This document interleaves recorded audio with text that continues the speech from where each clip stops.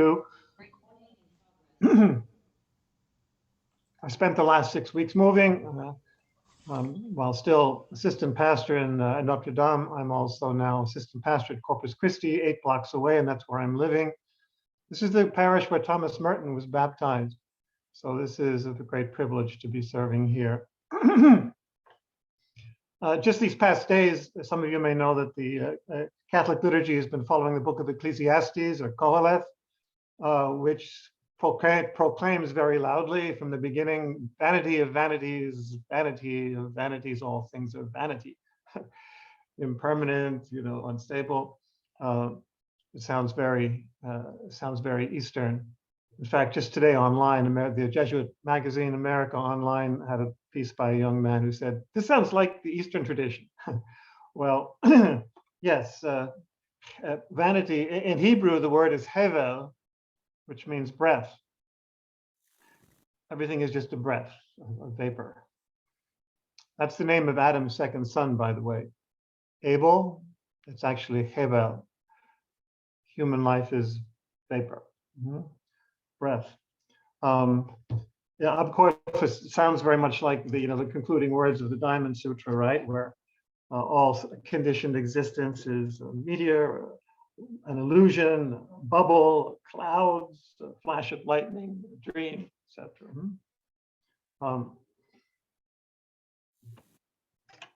But the other dimension of that, if emptiness is form and form is emptiness, if we really take that seriously, as we should, as we just heard so beautifully sung, the Heart Sutra, well then, first of all, there's this poem by the great Indian poet Tagore.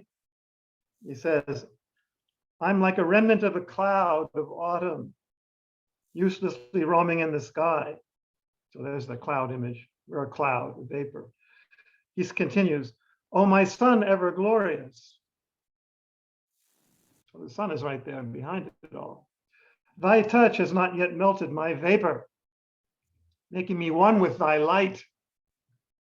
And thus I count months and years separated from thee. If this be thy wish and if this be thy play, then take this fleeting emptiness of mine, paint it with colors, gild it with gold, float it on the wanton wind, and spread it in varied wonders.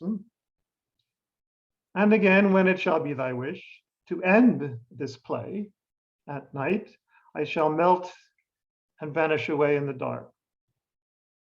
Or it may be in a smile of the white morning, in a coolness of purity transparent." So there's always the emptiness behind it all, or in it all, or as it all. Emptiness is form.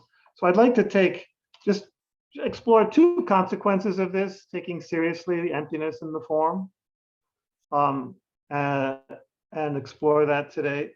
The first one is duration. We get all caught up in how long something lasts, how long we last, or how long anything lasts, and that's an illusion. You're missing the point.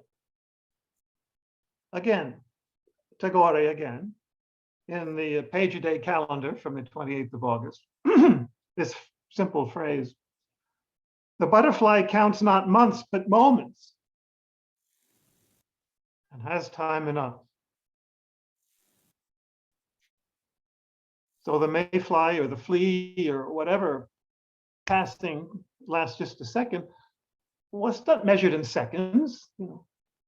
Aristotle defined time as the measure of movement. Movement is change, movement is an impermanence. So that's the illusion. The illusion is that's the reality. But the reality is that the fullness, the emptiness is there. Who knows what the experience, of a gnat is connected to the all, holographically connected to infinity. And the duration is not of any importance.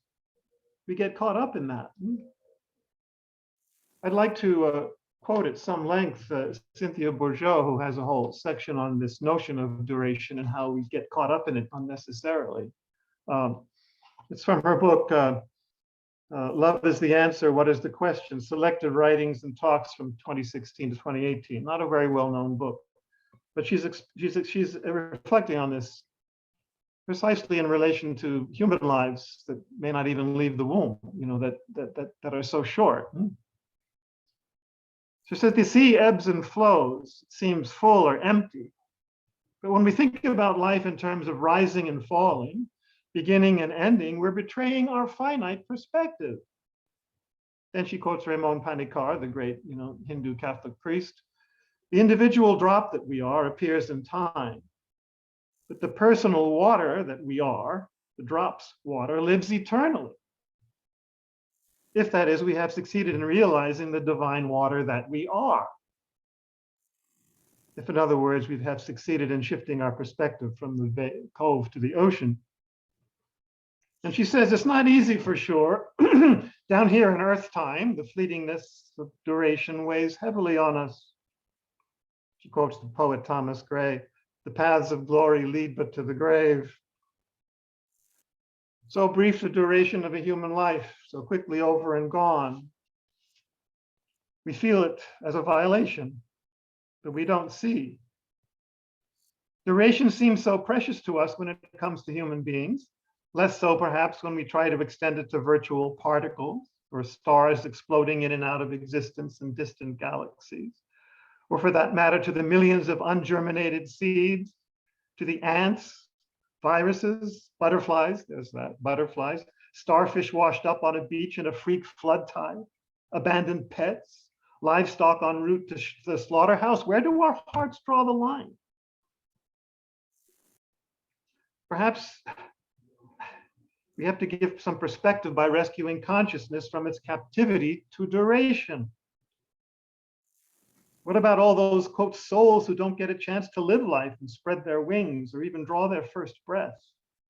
Is something unbearably precious lost forever?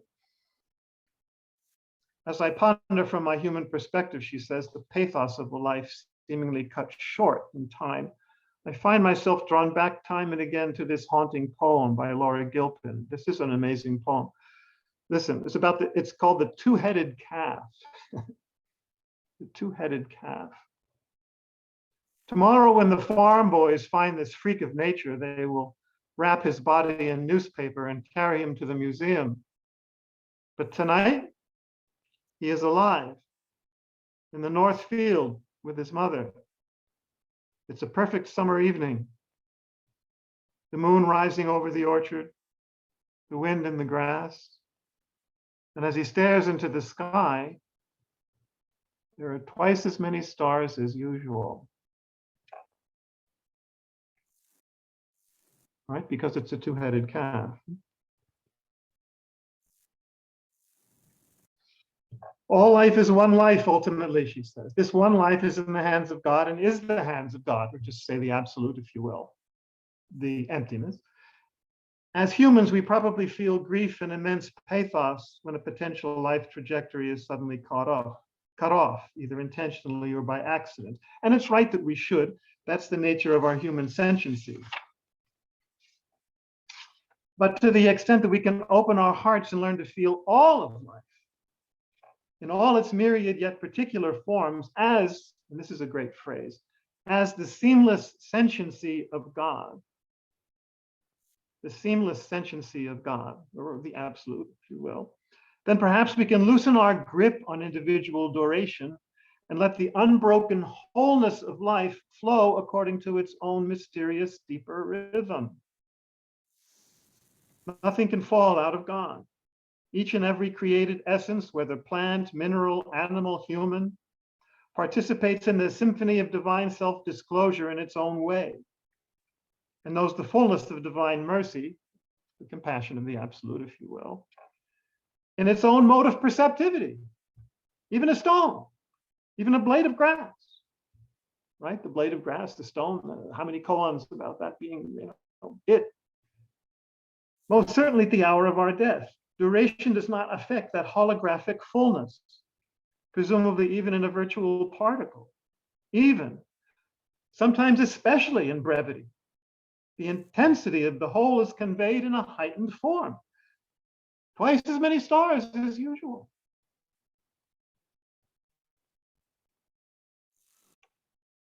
Each individualized life is a trajectory, probability wave, quantum physicists would call it, of a divine self-manifestation that already exists in the heart of God, the infinite abyss of all possibilities. You can't measure duration as the worth of anything or the extent of anything. It's an illusion. Who knows the fullness that's there? So that's the first thing. The second consequence of really taking seriously emptiness and form and emptiness is that nothing is lost. You speak about the duration as already being the fullness, but nothing is ever lost. Nothing. So neither Christianity nor Buddhism has always taken seriously this notion that this nothing is ever lost that is real, including the form. It's not lost. It's somehow preserved in that, what you want to call the heart of God or in the absolute. For everything. So I'm going to explore this very briefly through Elizabeth Johnson, the great Catholic theologian, contemporary. Ask the beasts, the butterflies and all that. Ask the beasts, Darwin and the God of love. Now, Christianity expresses this fullness and this connection of absolute and relative and its lastingness in terms of incarnation, the cross, and resurrection. But that's just taking seriously that emptiness is form, always. So here's what she says, including talking about incarnation, where emptiness is in form and form is in emptiness. Deep incarnation means that everything is included in this, not just a human life or human life, but everything. Includes all flesh. The word became flesh, which includes everything. The self-expressing wisdom of God conjoined the material conditions of all biological life forms, grasses and trees, and experienced the pain common to sensitive creatures, sparrows and seals. The flesh assumed in Christ, concretization of the absolute, connects with all humanity, all biological life, all soil, the whole matrix of the material universe down to its very roots. What did the Buddha say when he was enlightened? I and the great earth and all things achieve the way. Does that stop at some point? Or is that always true? Is that preserved? Including in the suffering, that the suffering is included in this. The absolute suffers. We see that on the cross, but we don't take the consequence. If absolute is really is relative and form, and emptiness is form.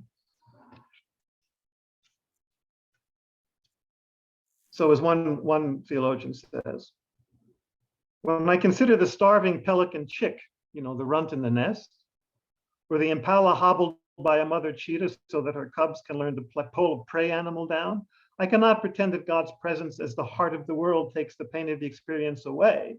I cannot pretend that the suffering may not destroy the creature's consciousness. But God's suffering presence is just that, presence of the most profoundly attentive and loving sort, a solidarity that at some deep level takes away the aloneness of the suffering creature's experience.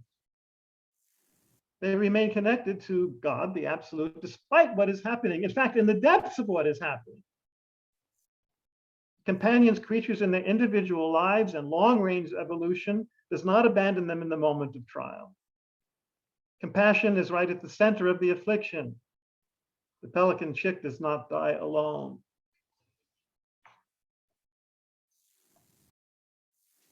And resurrection too. What does Jesus say? Are not 5 sparrows sold for 2 pennies, yet not one of them is forgotten in God's sight or falls to the ground without your Father's knowledge? What is that saying? The absolute is present to everything and every circumstance, whatever the duration and whatever. Nothing is lost. It is all preserved. Death does not have the last word. The end of the world sets no limits to the giver of life. All things are included. The spirit is with each creature now, with every wild predator and its prey, and with every dying creature as midwife to the unforeseeable birth in which all things are made new. We call that resurrection. You see the rainbow body in Tibetan Buddhism, but it's not very well emphasized, and certainly not for everything. So that there will be everything included. Resurrection entails a radically transformed bodiliness. Many would think the promise of life holds true for their beloved dog. How many of you would dispute that? Huh? They may well be right, she says. But redemption for a mosquito might be of a whole different order. One that in God's wisdom is fully appropriate to a mosquito. But what would you exclude?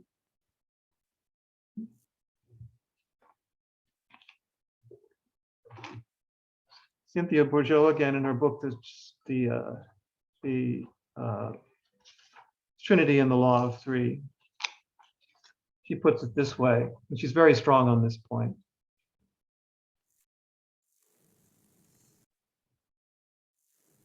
Along with the generally upward thrust and lighter gravitation of the higher realms comes the reassurance that nothing of the lower is ever lost.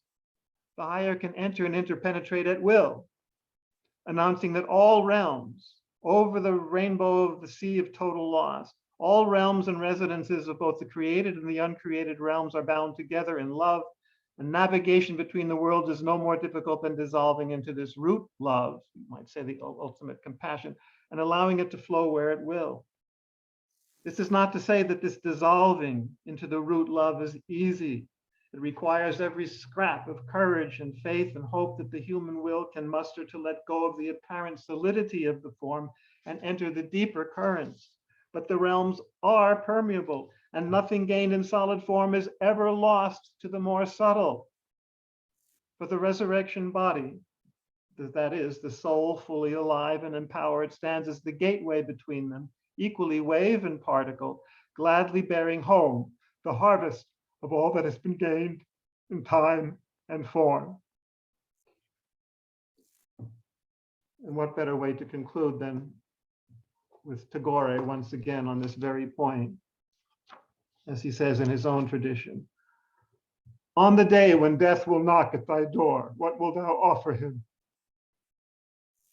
Oh, I will set before my guest the full vessel of my life. I will never let him go with empty hands. All the sweet vintage of all my autumn days and summer nights, all the earnings and gleanings of my busy life will I place before him at the close of my days, when death will knock at my door. Thank you.